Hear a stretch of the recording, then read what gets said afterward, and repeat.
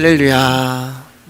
하나님의 말씀은 고린도전서 9장 오늘은 16절에서 19절까지 말씀 보도록 하겠습니다. 18절까지 말씀 보도록 하겠습니다. 고린도전서 9장 16절에서 18절까지의 말씀입니다. 우리 석절의 말씀이고요. 한 목소리로 같이 크게 읽도록 하겠습니다. 고린도전서 9장 16절에서 18절입니다. 시작. 내가 복음을 전할지라도 자랑할 것이 없음은 내가 부득불할 일임이라. 만일 내가 복음을 전하지 아니하면 내게 화가 있을 것이로다. 내가 내 자의로 이것을 행하면 상을 얻으려니와 내가 자의로 아니한다 할지라도 나는 사명을 받았노라. 그런즉 내 상이 무엇이냐? 내가 복음을 전할 때 값없이 전하고 복음으로 말미암아 내게 있는 권리를 다 쓰지 아니하는 이것이로다. 아멘. 오늘 말씀의 제목 한번 같이 읽어보겠습니다. 시작. 그리스도를 믿는 나에서 나를 믿게 하신 그리스도로. 우리 옆 사람과 인사할까요? 귀하십니다. 귀하십니다. 우리가 신앙생활을 하면서 내가 했다라는 자랑과 주장을 할 수 없는 이유를 바울이 우리가 읽은 본문 16절에서 말하는데, 그것은 성도로서 부득불할 일이라고 고백을 합니다. 여기 이제 부득불이라는 말은 어쩔 수 없이 당연히라는 뜻이 되는 거예요. 그러니까 부득불할 일이라는 말은 어쩔 수 없이 당연히 해야 하는 일이라는 것입니다. 그럼 다시 말해 성도는 자기 힘으로 살아가는 것이 아니라 어쩔 수 없이 당연히 살아가는 존재라는 거예요. 그러므로 성도는 내가 한 것에 대한 보상과 대가가 없는 것입니다. 바울은 평생 복음을 전했지만 아시아에 있는 모든 사람들이 바울을 잊어버렸고 버렸어요. 그래서 죽음을 앞에 둔 바울 옆에는 누가라고 하는 제자 한 사람만 남고 아무도 없었어요. 그러니까 바울의 이 땅의 모습을 보면은 완전한 실패자 바울, 이것이 바울의 이 땅에서의 마지막 모습이었습니다. 복음을 위하여 평생을 살았는데 살아생전 사람들에게 인정도 못 받았고 대접도 못 받았고 섬김도 받지 못한 것이 바울의 삶이었습니다.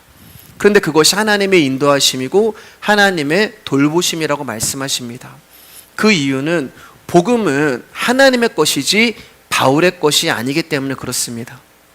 그러므로 바울이 자신이 복음을 전했다고 하더라도 자신이 전한 복음의 결과물 중에 자신이 챙겨갈 수 있는 것은 단 하나도 없는 거예요.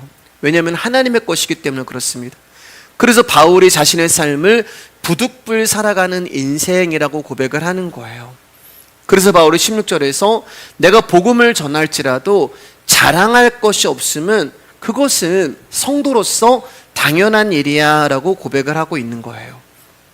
사도 바울이 이렇게 말하는 것은 바울 사도 자신이 스스로 복음을 선택하거나 복음을 위하여 헌신한 사람이 아니기 때문에 그렇습니다. 그는 복음을 핍박한 사람이었고 예수 믿는 사람을 옥에 가두고 핍박하는 일을 자신의 사명으로 여겼던 사람입니다. 그런데 그러한 바울을 하나님이 택해 주셨고 찾아오셨고 복음으로 굴복시키시고 복음에 정복당하게 만드신 거예요. 그로 말미암아 사도 바울은 자신의 의지와 상관없이 복음의 종이 되고 복음의 노예가 된 것입니다. 그러니 자랑할 것이 아무것도 없는 거예요.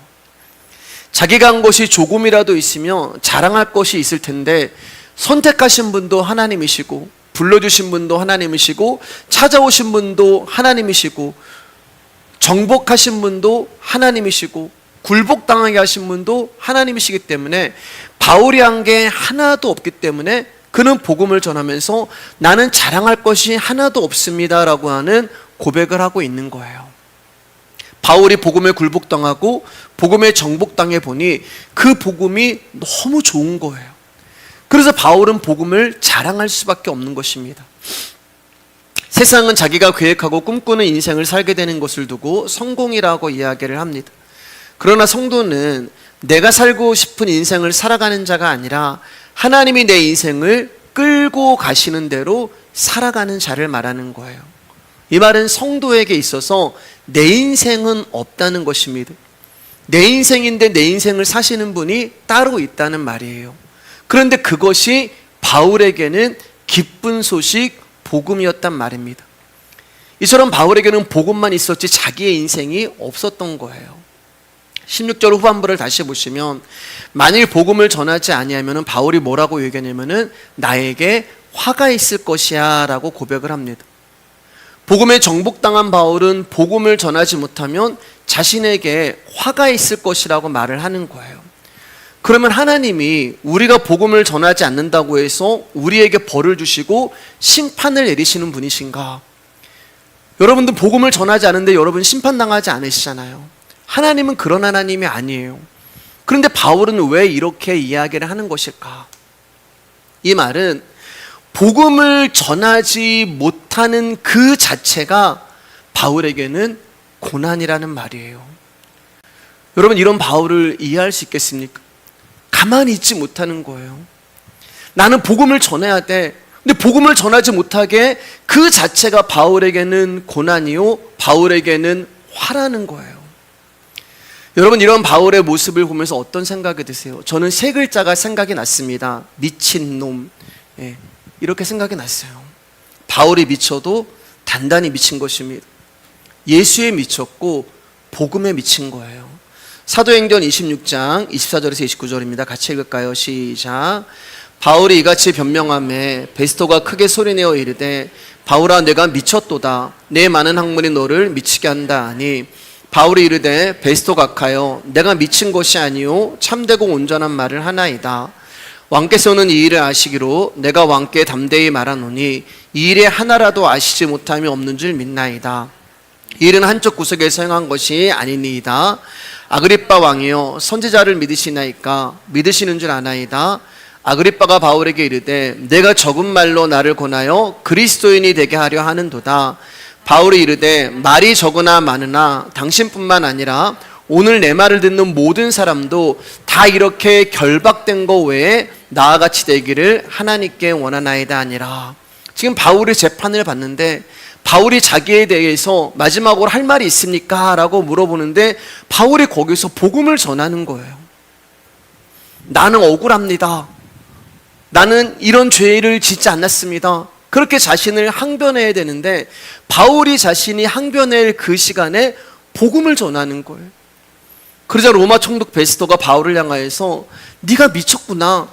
너는 지금 네가 알고 있는 그 복음으로 인하여서 네가 미쳤도다. 이렇게 이야기를 해요. 그러자 바울이 왕과 총독 앞에서 당당하게 답하기를 왕뿐만 아니라 여기에 있는 모든 사람이 내가 결박된 것 말고 나처럼 복음에 미친 사람이 되기를 원한다. 이렇게 얘기를 하는 거예요. 여러분, 이처럼 바울은 복음에 미친 자입니다. 그러나 이 정신병자 같은 모습은 바울의 모습뿐만 아니라 복음 안에 있고 복음에 참여된 모든 성도들에게 해당이 되는 말이에요. 즉 저와 여러분 역시 복음에 미친 자, 예수에 미친 자라는 것입니다. 고린도후서 5장 13절 15절입니다. 시작. 우리가 만일 미쳤어도 하나님을 위한 것이요 정신이 온전하여도 너희를 위한 것이니 그리스도의 사랑이 우리를 강권하시는도다. 우리가 생각하건대 한 사람이 모든 사람을 대신하여 죽었은즉 모든 사람이 죽은 것이라. 그가 모든 사람을 대신하여 죽으심은 살아있는 자들로 하여금 다시는 그들 자신을 위하여 살지 않고 오직 그들을 대신하여 죽었다가 다시 하신 이를 위하여 살게 하려 함이라. 여러분, 우리가 생각할 때 나는 목사님 바울처럼 그렇게 복음에 깊이 들어간 사람은 아닌 것 같습니다. 나는 그렇게 복음에 미친 사람은 아닌 것 같습니다라고 생각할 수 있어요. 그러면 여러분이 복음에 미친 사람인지 안 미친 사람인지 확인하는 방법을 제가 알려드릴 테니까 한번 실행해 보시기를 바랍니다. 오늘 설교를 들으시고 여러분 주중에나 아니면 시간 되실 때 여러분 예수를 알지 못하는 여러분의 지인이나 여러분의 자녀, 여러분의 친척 또는 친구를 만나서 차 한잔 하시면서 지금까지 우리 교회에서 들은 말씀을 한번 나눠보시기를 바랍니다. 차 한잔 하시면서 야, 우리의 본질은 흑암과 혼돈과 공허야. 복음은 되지라는 나에서 출발을 하는 거야. 우리가 38년 된 병자였고 우리가 귀머거리였고 벙어리였고 귀신 들린 자였고 창녀야. 심지어 우리는 사탄의 자녀들이었어.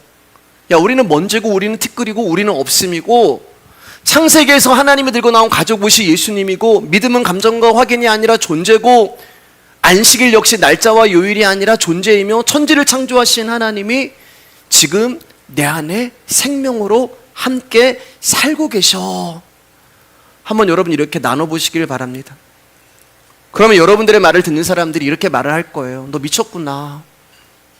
너 단단히 미쳤구나. 너 예수 믿는 거 맞아? 혹시 지금 네가 다니고 있는 교회 이상한 교회 아니야? 이렇게 반응을 할 거예요. 인간이 인간에게 하는 말로는 복음이 무엇인지 설명을 할 수가 없어요. 즉 복음은 복음의 능력으로 전해지고 전파되는 것이지 사람의 지식과 유창한 언변으로 전해지는 것이 아니란 말입니다. 즉 그리스도의 영이 개입하셔야지만 복음이 복음으로 들리는 것이지, 내가 사형리 달달 외웠고 전도훈련 받았다고 해서 복음이 증거되는 것이 아니란 말이에요. 예수님은 당신이 약속하신 대로 십자가에 죽으시고 3일 만에 부활하셨습니다. 그리고 제자들에게 부활하신 그 모습 그대로 나타나셨어요. 그런데 이해할 수 없는 것은, 제자들이 분명 부활하신 예수님을 만났음에도 불구하고 나 고기 잡으러 고향으로 갈래 하면서 고향으로 돌아갔다는 거예요. 왜 고향으로 돌아갔을까? 부활하신 주님을 만났음에도 불구하고. 여러분은 왜 돌아갔을까요? 먹고 살려고 돌아간 거예요. 먹고 살려고 집에 간 거예요. 이상하잖아요, 여러분. 분명히 예수님은 십자가에 죽으시고 부활하셨어요. 엄청난 일이 일어난 거예요. 죽은 자가 살아났어요. 그것을 통하여서 야, 정말 예수 그리스도가 하나님의 아들이 맞고 메시아가 맞고 그리스도가 맞구나, 이 엄청난 것을 지금 제자들이 눈앞에서 경험하고 체험하고 있단 말입니다. 근데 고향으로 돌아갔어요. 먹고 살려고요.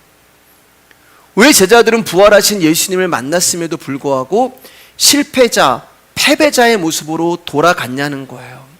왜 그랬을까요, 여러분? 그 이유는 예수님이 부활하셔도 이 세상에 달라지는 것이 하나도 없었기 때문에 그렇습니다. 제자들은 아마 예수님이 부활하신 모습을 보고 무너졌던, 십자가 예수님이 죽으실 때 무너졌던 민속 메시아 사상이 다시 불같이 살아났을 거예요. 아, 진짜 예수님이 부활하셨구나. 그러면 이제 진짜 예수님이 로마를 뒤집어 엎고 이스라엘 왕이 되시려 하나보다라고 기대를 했을 것입니다. 그런데 아무런 일도 일어나지 않는 거예요. 심지어 당신을 십자가에 처참하게 못 박은 제사장 로마 병사들도 심판하지 않으시는 거예요. 예수님이 부활하셨음에도 불구하고 세상은 이전과 달라진 것이 하나도 없고 여전히 예수를 모르는 사람도 잘 먹고 잘 살고 있더라는 것입니다. 거기서 제자들이 무너지는 거예요. 거기서 제자들이 예수님에 대한 기대가 무너지는 거예요. 모든 것을 다 버리고 3년 동안 예수님을 쫓았던 그 시간이 후회가 되고 원망도 되는 것입니다. 야, 나 3년 동안 뭐 했냐? 내가 이러려고 예수님의 제자가 됐냐?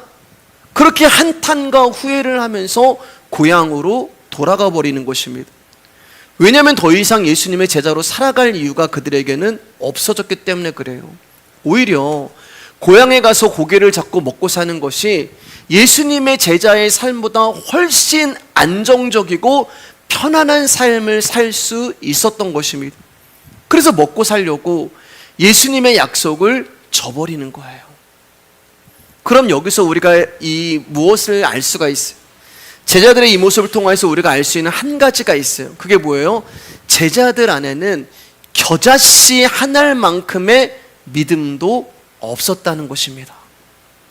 3년이라는 시간을 예수님과 동고동락한 이유와 목적이 드러나는 거예요. 제자들은 그저 예수님의 이름을 이용해서 좀 잘 살아보려고, 좀 높은 곳에 올라가려고 했던 그들의 속마음이 여기서 드러나는 거예요. 그러니까 제자들은 십자가 전이나 십자가 후나 변한 것이 하나 없는 3년 전에 예수님이 불렀던 그 모습 그대로였다는 것입니다. 그래서 다시 어부의 모습으로 간 거예요. 아니, 원래 어부의 모습이었어요. 변한 게 없었어요. 그저 믿음 있는 척, 신앙 있는 척, 제자의 탈을 쓰고 쇼를 하고 있었단 말입니다. 그런데 그러한 그들에게 마가의 다락방에서 성령이 강림하시자 제자들이 완전히 바뀌고 변화가 되는 거예요. 그리고 그때부터 부활하신 예수님의 증인으로 살아가게 됩니다. 오직 성령이 너희에게 임하시면 너희가 권능을 받고 예루살렘과 온 유대와 사마리아 땅끝까지 이르러 내 증인이 되리라 하시니라. 이게 약속이란 말이에요. 여러분, 이 약속은 제자들이 예수님께 요청하는 것이 아니라 예수님이 일방적으로 제자들 가운데 하신 약속이 되는 것입니다. 여러분, 약속은 학습해서 되는 것도 아니고 약속은 훈련해서 되는 것도 아니에요. 약속은 약속이 일을 하시는 것이고 약속은 스스로 작동을 하시는 것이지 사람의 어떠함으로 일어나는 것이 아니란 말입니다. 왜냐하면 사람은 약속의 주체가 될 수 없기 때문에 그래요.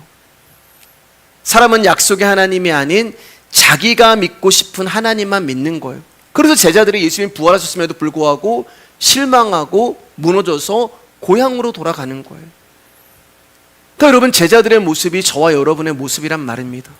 그런데 그러한 제자들 또 저와 여러분 안에 성령님이 임하신 거예요. 우리가 요구하지도 않았는데, 우리가 찾지도 않았는데 이 약속을 이루시겠다고 하신 예수 그리스도가 오직 성령이 우리 가운데 임하시면 우리 안에 성령으로 찾아오신 거예요. 성령을 받은 성도들은 마침내 하나님이 약속하신 대로 증인의 모습으로 살아가게 된단 말입니다. 그 모습이 어떤 모습이에요? 갈라디아서 2장 20절입니다. 시작.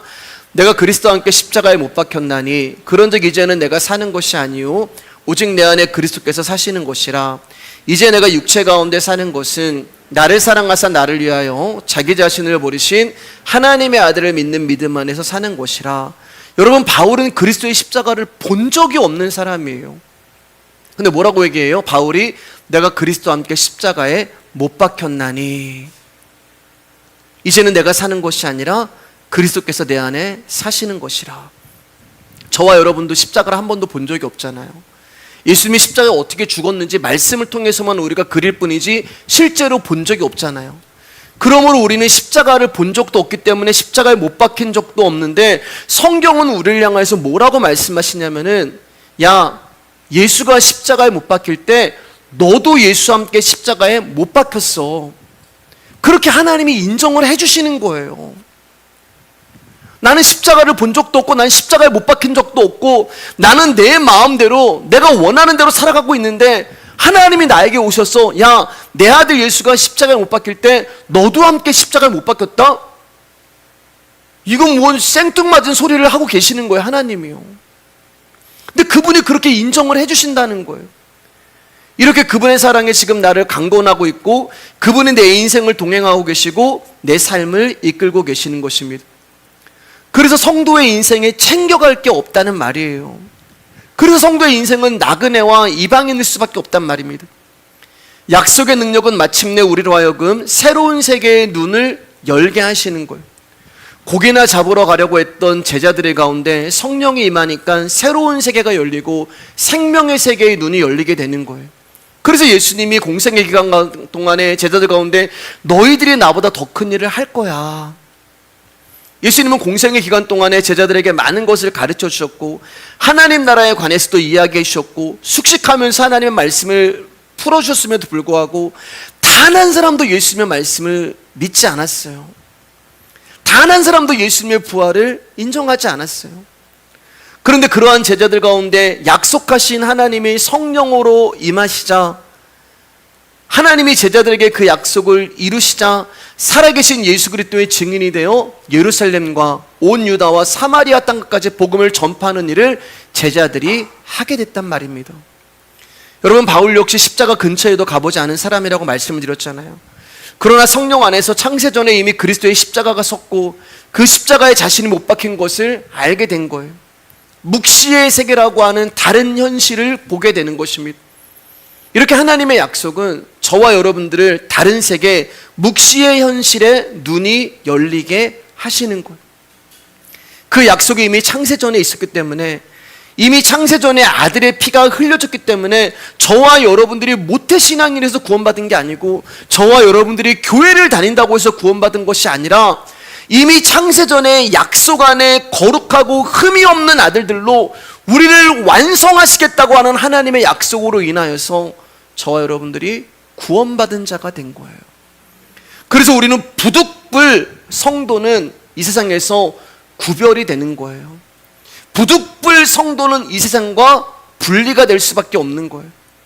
구별이 되고 분리가 된다는 것은 다르다는 이야기입니다. 섞일 수가 없는 거예요. 그래서 성도는 세상에 볼 때 미친 자로 보이고 정신 이상자로 보이는 거예요. 왜요? 우리는 보는 것이 다르고 듣는 것이 다르고 믿는 것이 다르기 때문에 그렇습니다. 데살로니가후서 2장 10절입니다. 시작. 불의의 모든 속임으로 멸망하는 자들에게 있으리니 이는 그들이 진리의 사랑을 받지 아니하여 구원함을 받지 못함이라. 복음에 의해서 사로잡힌 된 자들, 복음의 선택을 받은 자들, 진리의 사랑을 받은 자들은 그렇게 복음의 종이 되어서 부득불 어쩔 수 없이 당연하게 복음을 위하여 자신의 전부를 복음에 맡기는 삶을 살게 되는 거예요. 그런데도 우리의 삶을 보면은 목사님 나는 그렇게 안 산다니까요. 그렇게 우린 보이잖아요. 나는 바울처럼 사는 것 같지도 않고 나는 성경에서 지금 인정하는 것처럼 그런 삶을 살지도 않는데 목사님 왜 저렇게 말씀하실까? 많은 분들이 어떤 집회를 가면은 은혜를 받으면 주의 종이 되겠다고 하고 또 선교사가 되겠다고 하고 서원을 합니다. 나는 주를 위해 살겠다.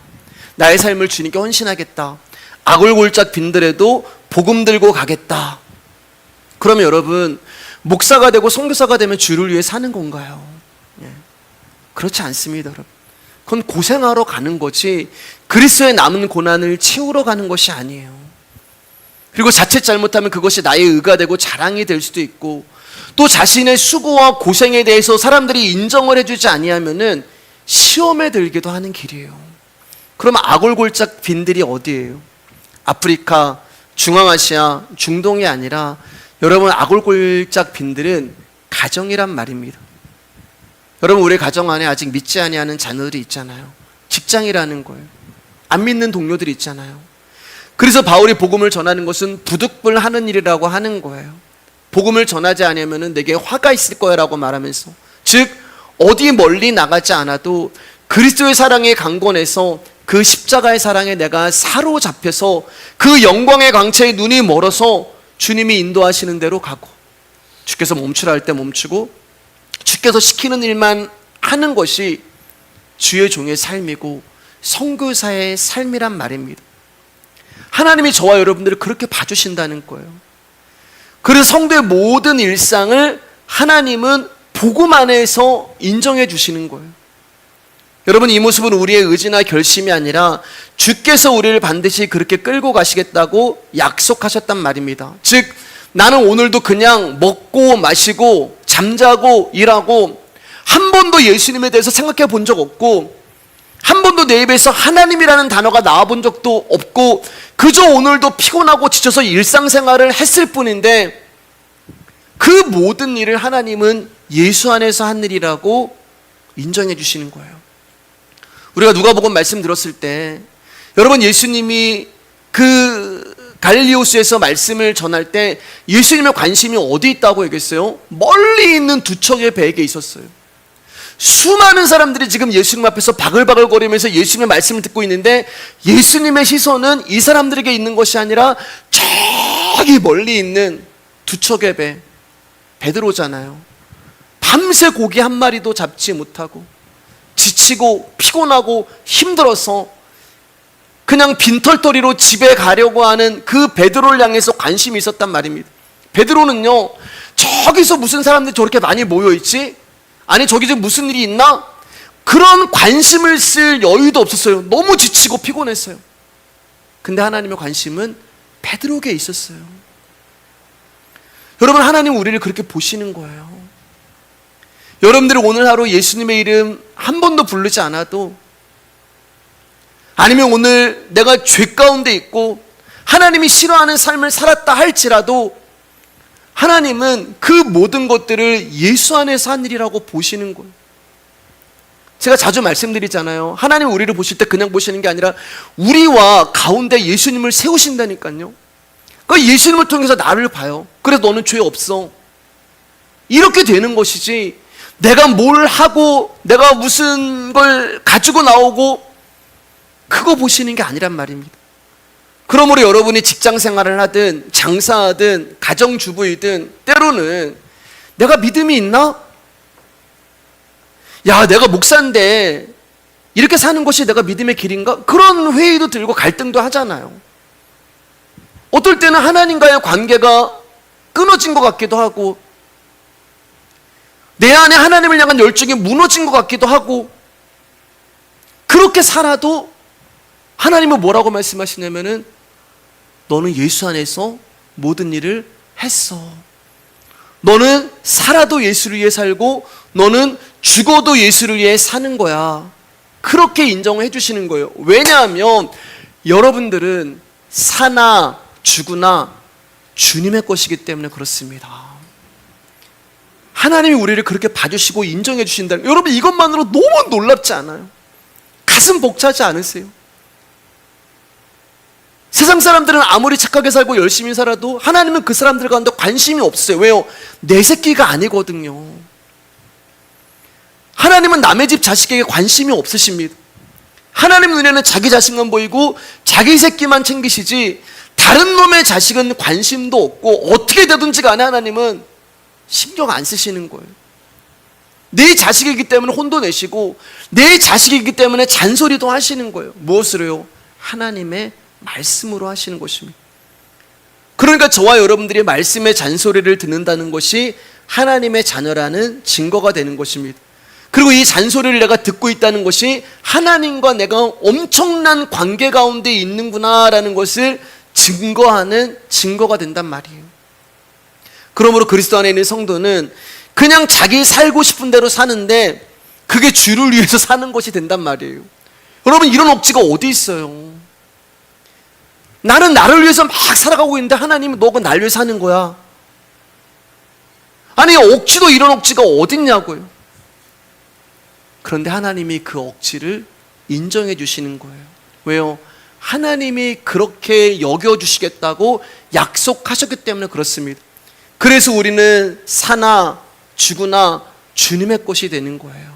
고린도서 9장 17절 18절입니다. 시작. 내가 내 자의로 이것을 행하면 상을 얻으려니와 내가 자의로 아니한다 할지라도 나는 사명을 받았노라. 그런즉 내 상이 무엇이냐? 내가 복음을 전할 때에 값없이 전하고 복음으로 말미암아 내게 있는 권리를 다 쓰지 아니하는 이것이로다. 바울이 내 상이 무엇이냐 하면서 자신의 상을 이야기합니다. 바울만큼 복음을 전하는 일에 헌신한 사람도 없으니 하나님으로부터 상을 받는 것이 당연한 거예요. 그럼 바울이 받는 상과 우리가 받는 상이 다르거나 차이가 있을 것일까? 얼핏 생각해 보면 차이가 있어야 해요. 바울과 우리가 한 일이 질적이나 양적으로 엄청난 차이가 있기 때문에 그렇습니다. 그러나 본질적으로는 차이가 없는 거예요. 왜냐하면 바울이 뭐라고 얘기해요? 부득불한 거야. 나 복음을 전하는 거, 나 부득불한 거야. 부득불이 뭐라고 말씀드렸어요? 어쩔 수 없이 성도는 당연하게 하는 거예요. 자기가 한 게 아니란 말이에요. 그러니까 즉 나의 힘으로 한 일이 아니고 하나님이 주신 선물과 믿음과 은사로 한 일이기 때문에 내가 한 게 아니야. 그렇기 때문에 바울이 받는 상과 저와 여러분이 받는 상이 본질적으로 다르지 않다는 말입니다. 선교사님은 상을 받고 평신도는 밑에 있고 그런 거 없다고 말씀드렸어요. 왜냐하면 저와 여러분 역시 부득불 성도로 살아가고 있기 때문에 그렇습니다. 그래서 하나님 눈에는 바울이 한 일이나 저와 여러분들이 한 일이나 동일한 거예요. 왜냐하면 바울이나 저희나 부득불 살아가는 존재이기 때문에 그래요. 따라서 바울에게 상이 있다면 그것은 바울에게만 해당되는 특별한 것이 아니라 우리도 바울과 동일한 하나님의 상에 속해 있는 것입니다. 그럼 하나님이 바울과 우리 가운데 주시는 상이 뭐예요? 예수님이시죠. 예수님 자신을 주시는 것을 상이라고 이야기합니다. 예수님의 부르심을 받은 것이 상이고 예수님의 선택을 받은 것이 상이에요. 이 상을 다른 말로 사명이라고 이야기를 합니다. 그러므로 복음을 전하는 사명자는 값없이 전하는 거예요. 왜요? 이미 상을 받았기 때문에. 그 역시 부득불하는 것입니다. 그럼 바울이 생각하는 이 땅에서의 상은 무엇일까? 조금 전에 이야기한 영생이라고 하는 상은 하나님 나라에서 우리 가운데 주어지는 상이고, 그럼 여러분, 바울이 이 땅을 살아가면서 하나님이 이 땅에서 바울에게 주시는 상이 무엇일까? 돈일까요, 여러분? 명예일까요? 아니면 어떤 수고했으니까 너 어디 쉬었다 와, 뭐 그런 보너스일까요? 여러분, 복음을 전하는 바울의 상황은 그리 좋지 않았습니다. 당장 고린도 교회에서도 바울의 반대파가 있잖아요. 사도직에 대한 의심을 받고 있습니다. 여러 곳을 다니면서 바울은 복음을 전하지만 핍박을 받았고 고난을 당했고 옥에도 갇히고 죽을 고비도 넘기고, 따라서 바울의 현재의 삶을 보면은 뭐 상을 받은 것이 없는 것처럼 보여요. 근데 바울이 뭐라고 얘기하면, 나의 상은 내가 복음을 전할 때 값없이 전하고 복음으로 말미암아 내게 있는 권리를 다 쓰지 아니하는 것이 내가 하나님으로 받은 상이야. 우리가 생각하는 상과 너무 다르잖아요. 여러분, 이 말은 복음을 값없이 전하고 사도로서 권리를 다 쓰지 않음으로써 나중에 하나님께 칭찬을 받겠다, 그런 뜻이 아니에요.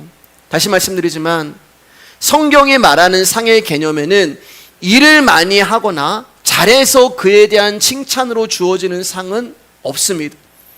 전도 많이 했다고 해서 받는 상도 없고요, 선교 열심히 했다고 해서 주어지는 상도 없고요, 구제했다고 해서 받는 상도 없고, 주일 잘 지켰다고 해서 받는 상도 없어요. 목사라서 받는 상도 없고 선교사라서 받는 상도 없어요. 그런 차등이 없단 말입니다. 예수님의 진짜 그 생명의 가치를 안다면, 여러분, 우리가 어떻게 감히 다른 상을 이야기할 수가 있겠습니까? 하나님, 제가 목사로서 이런 삶을 평생 살았는데요, 하나님, 제가 선교로서 이런 삶을 살았는데요, 어떻게 제가 저 집사랑 똑같은 상을 받습니까? 이런 이야기를 감히 할 수가 없는 거예요. 그 사람은 복음을 알지 못하는 사람이란 말입니다. 여러분, 천국에도 차등이 있고 천국에도 1등, 2등이 있고 차별이 있고 계급이 있다면 거기가 지옥이지, 거기가 어떻게 천국이 될 수 있냐는 거예요. 우리 신앙생활의 어떤 방식을 보면은 가족에게 핍박을 당하면서도 열심히 신앙생활을 하면 하늘의 상이 크다, 이렇게 얘기를 해요. 휴가철에 다른 사람들은 다 여행을 가는데 나는 그래도 주일을 지켜야 되고 나는 새벽을 지켜야 되고 하면서 그렇게 성전에 나오고 예배당에 나오는 것을 하나님의 상이 다른 사람과 다르다고 이야기해요. 주일 한 번 나오는 사람보다 수예배 나오고 금요철에 나오고 새벽 예배 나오는 사람들이 하나님의 상이 더 많다고 이야기를 합니다. 더 많이 봉사하고 더 많이 충성하는 것을 하나님이 귀하게 보신다고 생각을 합니다.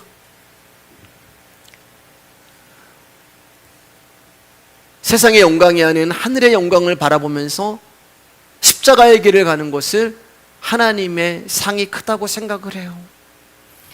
여러분, 사실 뭐 귀한 거죠. 이런 삶이 잘못된 거 아니에요. 그런데 뭐가 잘못됐냐? 그러한 하늘의 상을 받으려고 내가 애쓰고 내가 힘쓰고 나의 노력과 나의 열정과 나의 어담으로 신앙생활을 한다면 그게 잘못된 거란 말이에요. 여러분, 한번 곰곰이 한번 생각해 보세요. 나의 신앙생활이 주님이 주시는 은혜와 긍휼로 충만한 것인지, 아니면 나의 애씀과 나의 노력과 나의 힘씀으로 하고 있는지. 만약 우리의 어떠함으로 신앙생활하고 있다면 여러분, 그것은 우리를 멸망으로 이끌어가고 있는 넓은 문으로 들어가는 것입니다. 왜 이런 일이 생기냐? 복음을 모르고 예수 그리스도를 알지 못하기 때문에 그래요. 복음을 알고 예수님을 알아야 되는데 예수님을 알지 못하고 믿기만 하니까 멸망으로 인도하는 문을 들어가면서도 이 길이 생명의 문이라고 착각을 한단 말이에요. 요한복음 17장 3절 말씀에 영생은 곧 유일하신 참 하나님과 그가 보내신 자 예수 그리스도를 아는 것입니다. 믿는 게 아니란 말이에요. 그럼 우리가 어떻게 예수를 알 수 있어요? 그분이 우리 안에 오셔야만 돼요.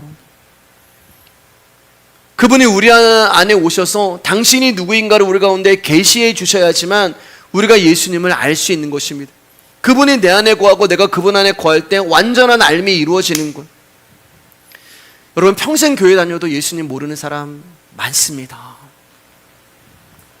직분자라고 이야기를 하고 신앙생활 수십 년 이야기했다고 이야기했지만 예수님 모르는 사람 많아요. 여전히 자기가 믿고 싶은 예수만 믿습니다. 그 예수가 우상인지도 모르고 그게 금송아지 하나님인지도 모르고 그게 예수인 줄 알고 믿는 거예요. 빌립보서 1장 14절에서 21절입니다. 제가 한 절 여러분 한 절 같이 읽을게요. 형제 중 다수가 나의 매임으로 말미암아 주 안에서 신뢰함으로 겁없이 하나님의 말씀을 더욱 담대히 전하게 되었느니라. 어떤 이들은 투기와 분쟁으로 어떤 이들은 착한 뜻으로 그리스도를 전파하나니 이들은 내가 복음을 변증하기 위하여 세우심 받은 줄 알고 사랑으로 하나 그들은 나의 매임에 괴로움을 더하게 할 줄로 생각하여 순수하지 못하게 다툼으로 그리스도를 전파하느니라. 그러면 무엇이냐? 거칠애로 하나 참으로 하나 무슨 방도라든지 전파되는 것은 그리스도니 이로써 나는 기뻐하고 또한 기뻐하리라. 이것이 너희의 강구와 예수 그리스도의 성령의 도우심으로 나를 구원에 이르게 할 줄 아는 거로 나의 간절한 기대와 소망을 따라 아무 일에든지 부끄러워하지 아니하고 지금도 전과 같이 온전히 담대하여 살든지 죽든지 내 몸에서 그리스도가 존귀하게 되게 하려 하나니 이는 내게 사는 것이 그리스도니 죽는 것도 유익함이라. 이게 바울의 삶이었어요. 여러분, 복음을 전하는 바울의 삶.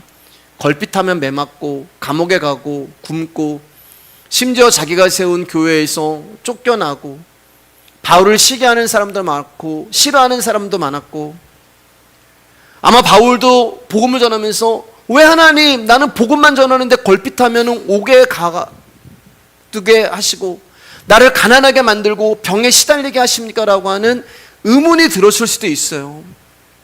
그런데 바울은 그러한 사람의 평가에 흔들리지 않아요. 그래서 내가 간절히 기대하며 바라는 것은 내가 어떤 일에나 부끄러워하지 아니하고 전과 같이 지금도 온전히 담대하여 살든지 죽든지 나의 몸으로 말미암아 그리스도께서 존귀하게 되시는 것이다.